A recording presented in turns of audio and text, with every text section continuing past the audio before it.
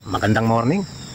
Videoan ko lang tong binili namin na parts ng bahay na inabandon na ng may-ari. Hindi na sila makalipat dito.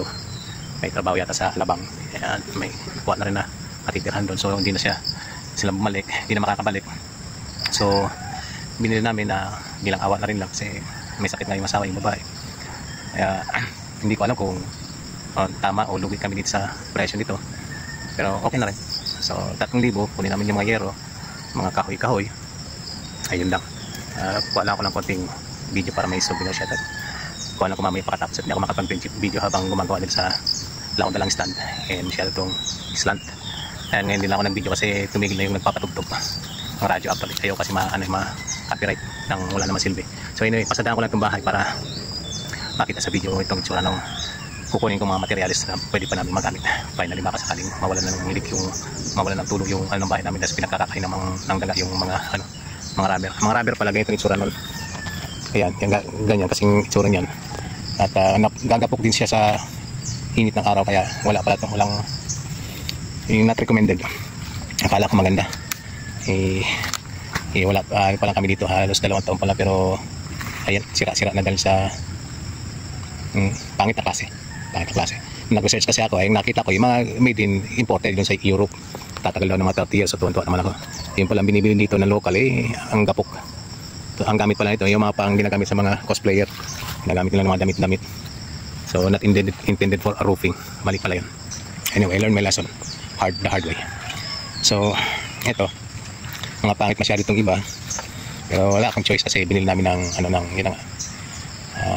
magabultuhan.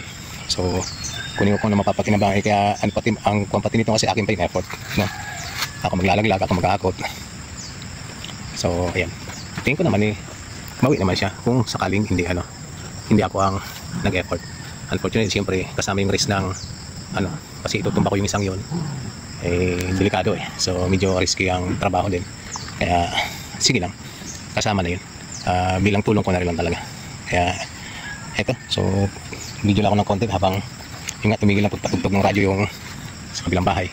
Masyado malakas kaya ito binidyoan ko na. Ito pala nakasanggal pala sa I think puno ito ng nara. Napakataas niya, ang ganda.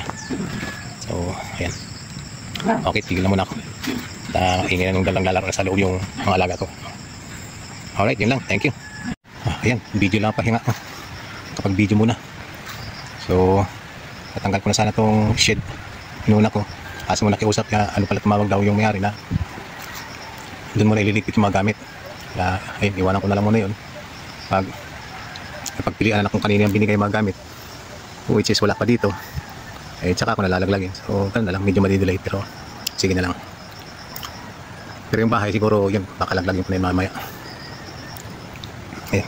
Pasalan ko lang konti para naman mayroong update ng ginagawa ko.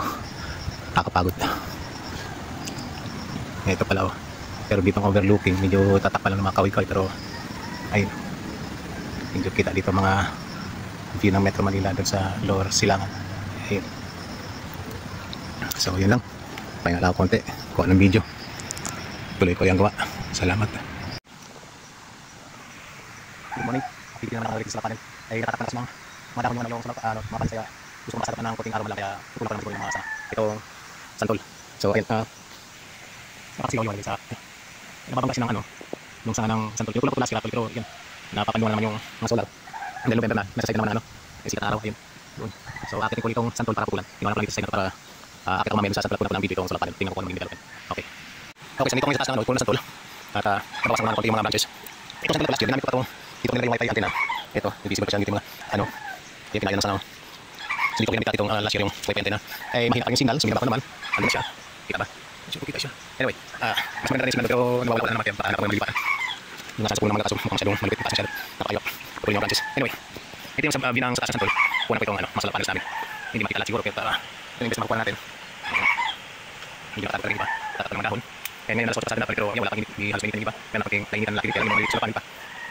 So 7,000 megit yan 7,000 watts megit. I forgot to count. 7,000 megit out, 7,300 ko. Basta nasinik itong 100 watts. Apat na 200 watts. 9 pieces ng 400 watts.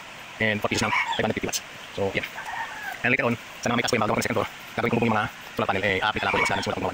Kaya may mga binakang yero na second ng yero, paglalagay sa ilalim. Unfortunately, pinakain ng naging marami. So lagi pa rin may tagas, lagi pa rin may sa pang sa amin dito ngayon. Mula sa anay diba? But we have to go on. Makakasurvive kami. Importante dito ang kung namin kung kami puno sa lapan. Ayan, so power is power. Okay, so tingnan naman natin video para maputulog ko ng mga sanayin. Sana ay lumiwala yung part ng sa may lapan. Okay, thank you. So may kinalaman ngayon, no? May bagay din yung mga sanong santol na tinanggal. Ayan, at isa libo na nakakasarap na araw yung mga panels. Yung lahat. Yung marami ang sakot. No? Kapag nangali kamay ko. Anyway, ito ang mga tinanggal ko. Sa akin yung kunin pa ko siguro. Pakitin ko ulit. Para makikita natin. Kasi naman makasang ulit sa baka. Diyan ka naman dito. Oops. May nakabalik ka. So, ano ko lang itong santol na kasi, hindi maganda ang bunga niya. Maasim siya tapos. Lagi may, ano siya yung may worms at, lagi may ulat mga, mga tempest na makuha mo na matinong bunga. And medyo may kasim. So, hindi ko siya. Mas worth siguro na tapasin na lang. At hindi ko na patuloy yung puno kahit kung dito matibay ko na sangka dito. Sa, mga worst bagyo. And tagulan may malaking harap dito. Kaya tayo patuloy. Pupusan namin ito nagpag-decision namin pinapukul. So, okay. Pati itong mga ganito ay tatapasang ko sa nitapon, nilagyan ko na yung hagdan. Kaya sobrang taas kasi nagdalawang isip kami misis baka hindi lang siguro. I don't know. Kasi dyan sa side na mataas ang signal ng network. Dyan ko balik yung wifi antenna. Siya, undecided ako kung tutuloy ko hindi. Baka maganda lang ako mapupusta ng ng antenna. Kasi dito sa sample na to, ang pangit ng signal last year talaga. Hindi pa ko namin, wala. Mabuti pa doon sa side ko, kung nakikita dito sa video. Hindi makita doon sa silaw sa araw. So anyway, ayan, handa ko na yung mga kinakalang mga pagkakos na hindi ko magagawa. Hindi na mas kasi mga halaman. But, we're getting there. Dalawang kami misis, saka siyempre kinakalang din na lang. Kung ano magagawa sa bahay misis, kaya at kinakalang din sa makatapos sa epipage namin. Epipage namin sa Makabukid din, no? Baka gusto nyo mapalagay. So, dito sa Makabukid naman channel, mas kaya mag-upload. Hindi sa Makabukid, pero dito sa epipage naman. So ito next time, ko mag-titira ng buong ng solar energy system namin para yung mga milyon gusto ng idea para saan ma-feature doon. In the meantime, ito yun, 7,000 plus ito, 7,000 watts plus. And actually meron palang 400 watts na hindi ko ating nalapakayo sila. I think na-iba siguro program. So baka may task ko naman magawa sa may task ng panels, baka kami video mas comprehensive. So ito lang muna yun, plus pagkabas lang ng mga sample ng cover ng video ko. At ayun, nailawan yung panels. And maraming salamat.